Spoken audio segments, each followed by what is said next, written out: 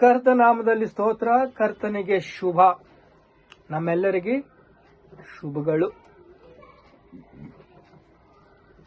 ಆತ್ಮಸಿದ್ಧವೇ, ಶರೀರವು ಬಲಹೀನವಾಗಿದೆ. ಈ ಶರೀರವು ಬಲಹೀನವಾದಾಗ ನೀನು ನಿರಾಶೆಯಿಂದ ತುಂಬಿಬಿಡುತ್ತೀಯ. ಈ ನಿರಾಶೆ ನಿನ್ನನ್ನು ಎಲ್ಲ ಬಂಧಿಸಲ್ಪಡುತ್ತದೆ. ಎಲ್ಲ ಕಟ್ಟುಗಳನ್ನು, ತಡೆಗಳನ್ನು ಬಂಧಿಸಲ್ಪಡಿಸುತ್ತದೆ. ಎಲ್ಲ ಬಂಧಿಸಲ್ಪಟ್ಟಾಗ ನಿನಗೆ ಬಿಡುಗಡೆ ಇರುವುದಿಲ್ಲ. ಆಗ ನಿನಗೆ ಏನು ಬೇಕಂದ್ರೆ ನೆಮ್ಮದಿ ಬೇಕು. ಈ ನೆಮ್ಮದಿ ನಮ್ಮ ಅಬ್ರಹಾಂ ಅವರು ನಮಗೆ ಹೇಳಿಕೊಟ್ಟಿದ್ದಾರೆ. ನೆಮ್ಮದಿ ನಮಗೆ ಹೇಗೆ ಸಿಗುತ್ತೆ? ನಮಗೊಂದು ಗೋಲ್ ಇರಬೇಕು. ಈ ಗೋಲ್ ಮುಖಾಂತರ ನಾವು ಪ್ರಕಟಣೆ ಗ್ರಂಥ 1ನೇ ಅಧ್ಯಾಯ, 2ನೇ ಅಧ್ಯಾಯ, 3ನೇ ಅಧ್ಯಾಯದಲ್ಲಿ ನಮಗೆ ಹೇಳುವುದು, ಜಯಿಸು.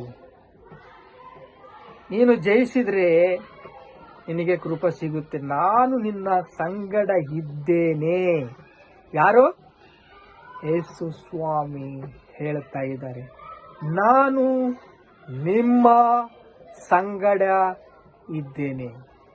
ಹೌದು, ಯೇಸು ಸ್ವಾಮಿ ನಮ್ಮ ಸಂಗಡ ಇದ್ದಾರೆ.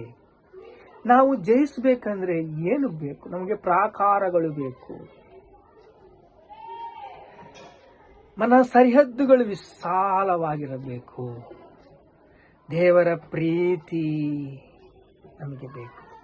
ದೇವರ ವಾಕ್ಯವು ನಮಗೆ ಬೇಕು. ದೇವರ ಕೃಪೆ ನಮಗೆ ಬೇಕು. ದೇವರ ದಯ ನಮಗೆ ಬೇಕು.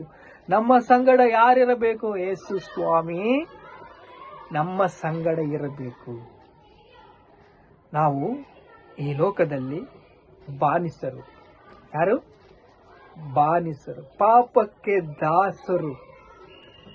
ಈಗ ಯೇಸು ರಕ್ತವು ಸಕಲ ಪಾಪಗಳಿಂದ ನಮ್ಮನ್ನು ಪವಿತ್ರಪಡಿಸಿ, ಪರಿಶುದ್ಧಪಡಿಸಿ ಏನು ಮಾಡಿದೆ ಅಂದ್ರೆ ನಮ್ಮನ್ನು ಪವಿತ್ರಪಡಿಸಿದೆ. ಪಶ್ಚಾತ್ತಾಪಟ್ಟು ದೇವರ ಸಮ್ಮುಖಕ್ಕೆ ಹೋಗಿ ನಾವು ಪ್ರಾರ್ಥಿಸಿದಾಗ ನಮಗೆ ಬಿಡುಗಡೆ ಕೊಟ್ಟ యేసయ్ಯ ಲೋಕಕ್ಕೆ ಬಿಡುಗಡೆ ಕೊಡಲ್ಪಟ್ಟಿದ್ದಾನೆ. ಈ ಲೋಕವು ಬಿಡುಗಡೆ ಹೊಂದಬೇಕಂದ್ರೆ ನೀನು ಜಯಿಸಬೇಕು. ಶತ್ರು ಬಲದ ಮೇಲೆ ಎಲ್ಲ ಅಧಿಕಾರ ಕೊಟ್ಟಿದ್ದಾನೆ. ಇದನ್ನು ನೆನಪಿಗಿಟ್ಕೋಬೇಕು. ನೀನು ಜಯ ಜೀವಿತವನ್ನು ಜೀವಿಸಲು ಪ್ರಾರಂಭ ಏನು ಬೇಕು? ನಿನಗೆ ತಾಳ್ಮೆ ಬೇಕು, ನೆಮ್ಮದಿ ಬೇಕು.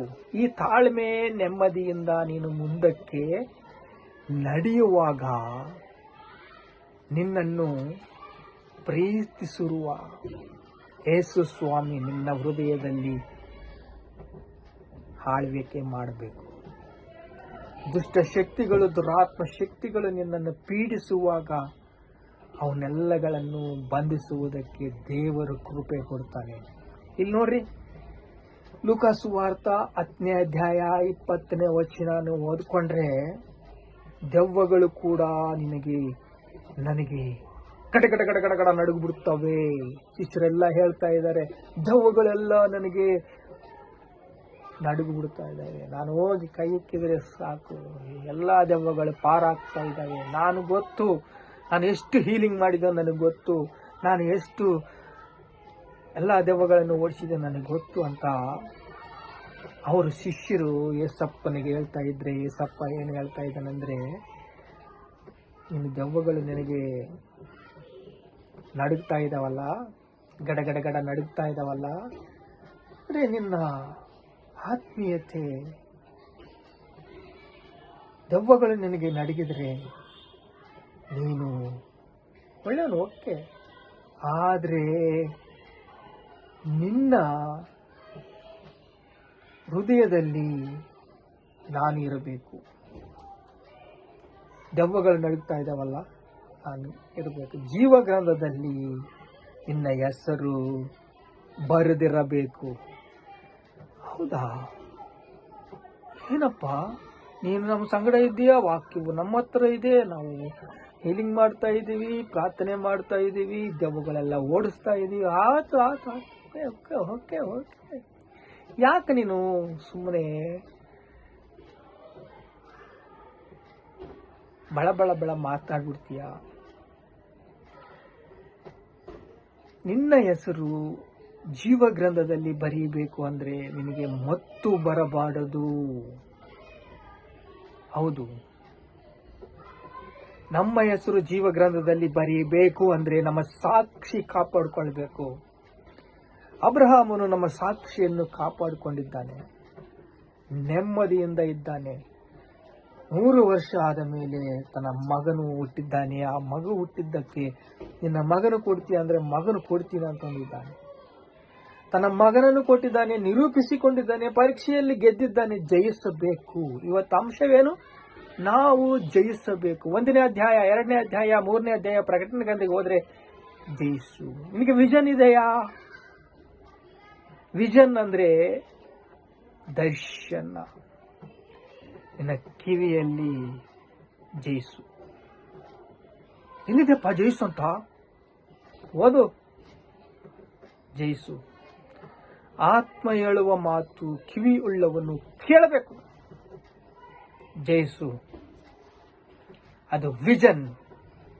ಈ ವಿಷನ್ಗೆ ಮುಖ್ಯ ಲಕ್ಷಣ ಏನಂದ್ರೆ ದರ್ಶನ, ಅಭಿಷೇಕ. ಈಗ ಅಭಿಷೇಕ ಏನು ಹೇಳುತ್ತೆ ಅಂದ್ರೆ ಎಲ್ಲ ಬೇಡಿಗಳನ್ನು ಮುರಿದು ಬಿಡ್ತೀನಿ, ಎಲ್ಲ ನೆಗೆಗಳನ್ನು ಮುರಿದು ಬಿಡ್ತೀನಿ ಅಂತ ಅಭಿಷೇಕದಿಂದ ಲೋಕದಲ್ಲಿರುವ ಎಲ್ಲ ನೆಗೆಗಳು ಮುರಿಯಲಿಕ್ಕೆ ಸಾಧ್ಯವಾಗಿದೆ. ಪೇತುರಣ್ಣ ಪ್ರಾರ್ಥನೆ ಮಾಡಿ ಪಂಚಶತ ದಿನದಿಂದಾಗ ಪವಿತ್ರಾತ್ಮನಿಂದ ತುಂಬಿದಾಗ ಎಲ್ಲರೂ ಕೂಡ ಪವಿತ್ರ ಆತ್ಮನಿಂದ ತುಂಬಿದಾಗ 3,000 ಮಂದಿ ರಕ್ಷಣೆ ಹೊಂದಿದ್ರು. ಓಕೆನಾ? ಆಮೇಲೆ ಮತ್ತೆ ಪ್ರಾರ್ಥನೆ ಮಾಡಿ ಮತ್ತೆ ಕೈ ಇಟ್ಟಾಗ, ಪ್ರಾರ್ಥನೆ ಮಾಡ್ತಾ ಇರುವಾಗ, ಸಭೆಯಲ್ಲಿ ವಾಕ್ಯವನ್ನು ಹೇಳ್ತಾ ಇರುವಾಗ 5,000 ಮಂದಿ ರಕ್ಷಣೆ ಹೊಂದಿದ್ದಾರೆ. ಓಕೆ? ಈಗ ನೀನು ಸ್ಟೇಡಿಯಂನಲ್ಲಿ ಹೋಗಿ ನೀನು ಎಲ್ಲ ತುಂಬಿ ಒರೆಸುತ್ತಿರುವ ಸ್ಟೇಡಿಯಂನಲ್ಲಿ ನೀನು ವಾಕ್ಯ ಹೇಳಿದ್ರೆ ಲೋಕವೆಲ್ಲ ಕೇಳುತ್ತೆ. ಏಕೆಂದ್ರೆ ಜಯಿಸಬೇಕು. ಜಯಿಸಿದವನಿಗೆ ಜನದ ಮೇಲೆ ಅಧಿಕಾರ ಕೊಡ್ತೀನಿ ಅಂತಂದು ಹೇಳಿದ್ದಾರೆ. ಜಯಿಸಬೇಕು ಅಂದ್ರೆ ಏನ್ ಮಾಡ್ಬೇಕಪ್ಪ? ಹೌದು, ಜಯಿಸಬೇಕು ಅಂದ್ರೆ ಆತ್ಮ ಹೇಳುವ ಮಾತು ಕಿವಿ ಉಳ್ಳವನು ಕೇಳಲಿ. ಜಯಿಸು. ನೀನು ಯಾವಾಗ ಜಯಿಸ್ತೀಯೋ ಏಸಪ್ಪ ನಿನ್ನ ಹತ್ರ ಇರ್ತಾನೆ. ಏಸಪ್ಪ ಸಂಗಡ ನೀನು ಇರ್ತೀಯ. ಏಸು ಸ್ವಾಮಿ ಸಂಗಡ ನೀನು ಆಳ್ವಿಕೆ ಮಾಡ್ತೀಯ, ಅಧಿಕಾರ ಮಾಡ್ತೀಯ. ತಾಳ್ಮೆಯಿಂದ ಅಬ್ರಹಾಂ ಏನ್ ಮಾಡಿದ್ದಾನೆ? ನಂಬಿಗಸ್ತರಿಗೆ ಸ್ನೇಹಿತನಾಗಿದ್ದಾನೆ, ವಿಶ್ವಾಸದ ವೀರನಾಗಿದ್ದಾನೆ. ಈ ನಂಬಿಕೆಯಿಂದ ಎಲ್ಲಾ ದೇವರ ಕಡೆಗೆ ತಿರುಗಿಸಿದ್ದಾನೆ.